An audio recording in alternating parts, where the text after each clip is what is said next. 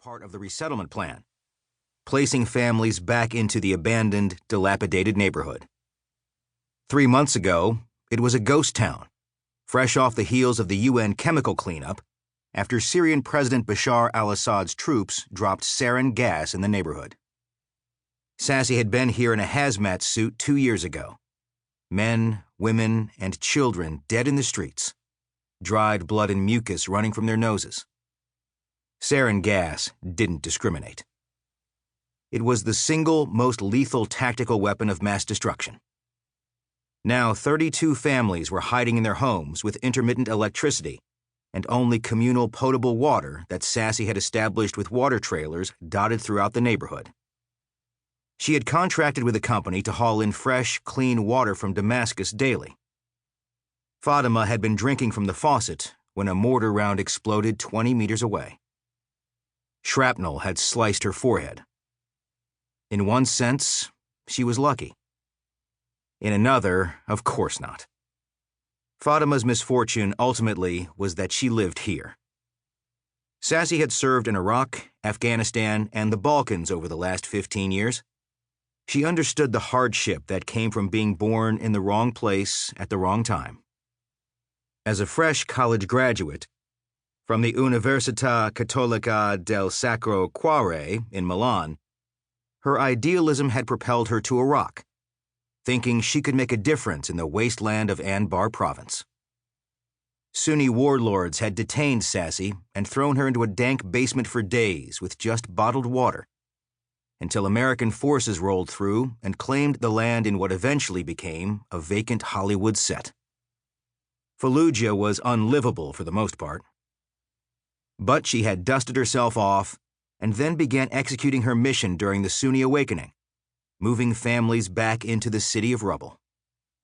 Day by day, she had helped restore services, coordinate with American forces, and especially secure clothes and books for the children, to help them read and learn about something beyond the war-torn walls of the city. Today, she was a weathered and rough-hewn veteran of military action. Sassy knew firsthand war's human toll, and she had stood up to larger forces than 2 tanks. Fatima shook as the tanks squealed to a stop behind them. Hakeem's hand was on Sassy's shoulder, but Sassy's eyes remained fixed with Fatima's. When she glanced up, 2 fixed-wing drones flew circular routes in opposite directions.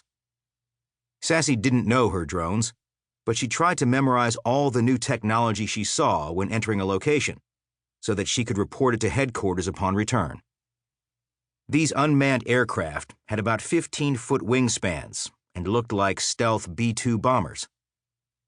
Some type of munitions hung below each wing, perhaps miniature rockets. "Take me home," Fatima begged.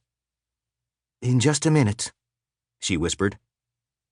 Sassy pulled the girl close, pressing Fatima's frail chest against her shoulder, and then stood and turned toward the leering tank commander, blocking Fatima's small body with her own.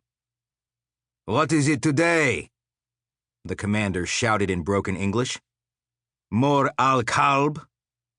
Sassy knew enough Arabic to know the Russian-inflected voice had just called Fatima a dog, a high-order insult to Arabs of any stripe. Sassy could tell that Fatima had heard and understood the word by the way her small hands clutched Sassy's cargo pants, and how her frail body pressed into Sassy's hamstring. "This is a child, not a dog, Commander. And what it is today is to make sure she has enough water and food to survive." "Survive? No one survived this village after Assad's attacks. Everyone left. And now you bring back. Better to leave them where they were in Turkish refugee camp." Their one common language was English. Sassy was mildly surprised at this low-level tank commander's English proficiency, but was glad to pursue communication. "What is it you need today, Commander?" Sassy asked. The commander leered at her from his hatch. His smile showed a couple of chipped teeth. He removed his tank crewman's helmet and set it on the turret holding the long tank bore. She wasn't sure of the size of the tube or the ammo it shot.